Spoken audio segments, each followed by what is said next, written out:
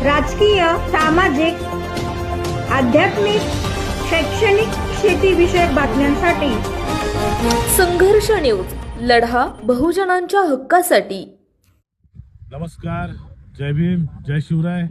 मित्रांनो, आज मी पुन्हा या खांडी तलाव, इल्टनपाडा, दिघा, नोव्हेंबर या ठिकाणी खांडी तलाव जो आहे, जो मोगलीचे तलाव या नावाने ओळखला जातो. गेल्या 8 ते 10 दिवसापूर्वी या ठिकाणी एक युवकाची बॉडी सापडली होती आणि आज पुन्हा या ठिकाणी आपण पाहू शकता एक बॉडी भेटलेली आहे. म्हणजे ती अक्षरशः फुकून वर आली. फुकून म्हणजे ही गेले 3 ते 4 दिवसापूर्वी ही मयत झाली असणार, हा बुडाला असणार, तर हा वर आलेला आहे. तर हे जे गेंड्याच्या कातडीचं प्रशासन आहे, यांना अनेक वेळेस आम्ही पत्रव्यवहार केले.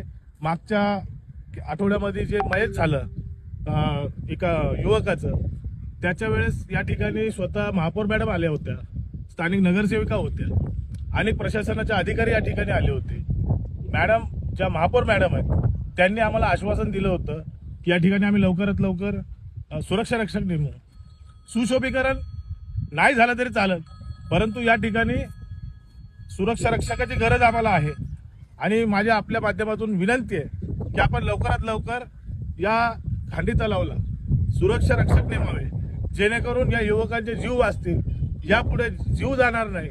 आणि येत्या काही दिवसामध्ये पावसाळा आहे, पावसाळ्यामध्ये अनेक युवक या ठिकाणी येतात. कित्येक एका आठवड्यामध्ये 2 होत असतील, तर वर्षभरात किती या ठिकाणी मयत होत असतील, हे आपण विचार करा.